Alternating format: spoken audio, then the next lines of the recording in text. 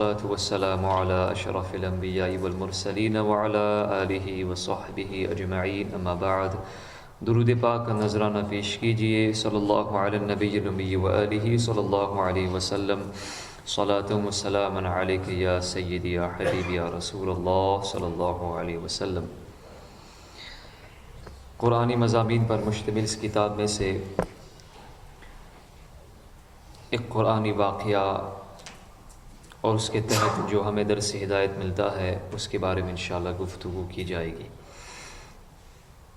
یہ آپ پہلے سن چکے ہیں کہ قوم عاد کا مورث اعلیٰ عاد بن عوس بن ارم بن سام بن نوح ہے۔ اس عاد کے بیٹوں میں شداد بھی ہے۔ یہ بڑی شان و شوکت کا بادشاہ ہوا ہے۔ اس نے اپنے وقت میں تمام بادشاہوں کو اپنے جھنڈے کے نیچے جمع کر کے سب کو اپنا مطیع و فرما بردار بنا لیا تھا۔ اس نے پیغمبروں کی زبان سے جنت کا ذکر سن کر براہ سرکشی دنیا میں ایک جنت بنانی چاہی اور اس ارادے سے ایک بہت بڑا شہر بنایا جس کے محل سونے چاندی کی اینٹوں سے تعمیر کیے گئے اور زبرجد اور یاقوت کے ستون ان کی عمارتوں میں نصب کیے گئے اور ایسے ہی فرش مکانوں میں بنائے گئے۔ سنگریزوں کی جگہ آبدار موتی بچھائے گئے۔ ہر محل کے گرد جواہرات سے پر نہریں جاری کی گئی۔ قسم قسم کے درخت زینت اور سائے کے لیے لگائے گئے۔ الغرض اس سرکش نے اپنے خیال سے جنت کی تمام چیزیں اور ہر قسم کی عیش و عشرت کے سامان اس شہر میں جمع کر دیے۔ جب یہ سٹی مکمل ہو گئی اس کی تعمیر، تو شداد بادشاہ اپنے اعیان سلطنت کے ساتھ اس کی طرف روانہ ہوا۔ جب ایک منزل کا فاصلہ باقی رہ گیا، چند میل باقی رہ گئے، تو آسمان سے ایک ہولناک آواز آئی جس سے اللہ تعالیٰ نے شداد اور اس کے تمام ساتھیوں کو ہلاک کر دیا اور وہ اپنی بنوائی ہوئی جنت کو دیکھ بھی نہیں سکا۔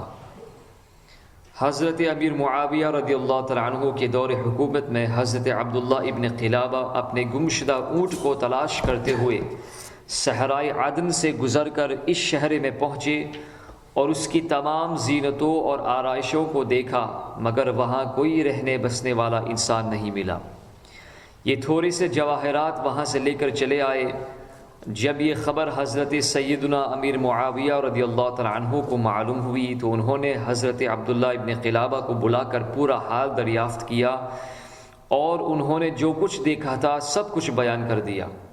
پھر حضرت سیدنا امیر معاویہ رضی اللہ تعالیٰ عنہ نے حضرت کعب احبار رضی اللہ تعالیٰ عنہ کو بلا کر دریافت کیا کہ کیا دنیا میں کوئی ایسا شہر موجود ہے؟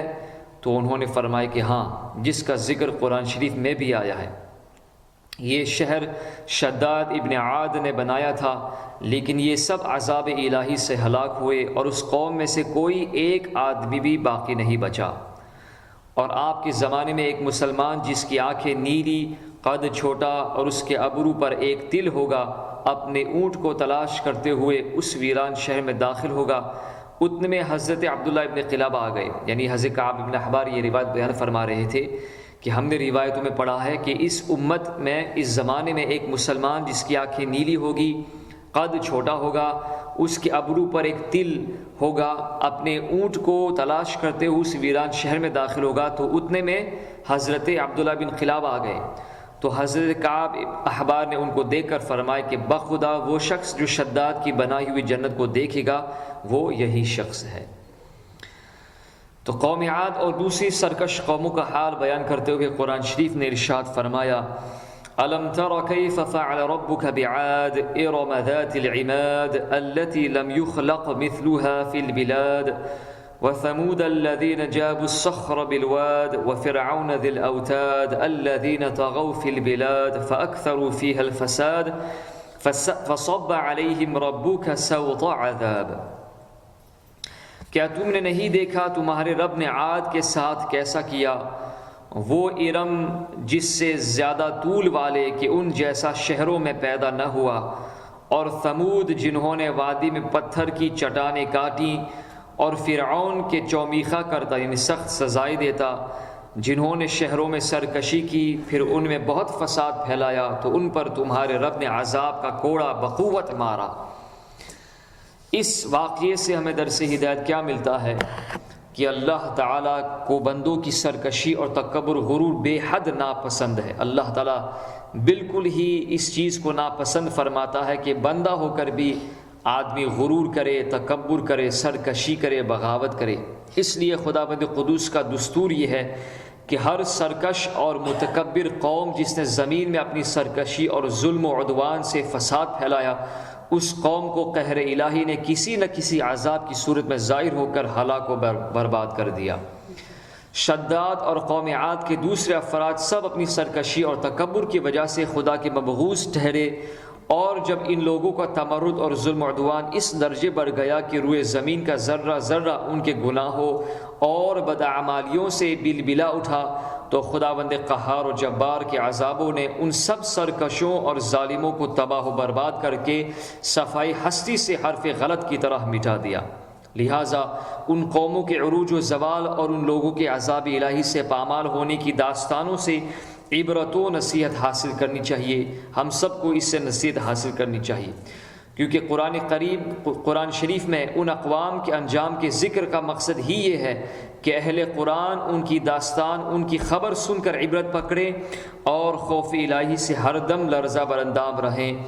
مسلمانوں کو لازم ہے کہ قرآن شریف کی بکثرت تلاوت کریں اور اس کا ترجمہ بھی پڑھا کریں، جو صحیح ترجمہ ہے وہ بھی پڑھا کریں ساتھ ساتھ میں، اور ان اقوام کی ہلاکت سے عبرت حاصل کریں۔ ہر وقت توبہ و استغفار کرتے رہیں اور ہر قسم کی بد اعتقادیوں اور بدعملیوں سے ہمیشہ بچتے رہیں۔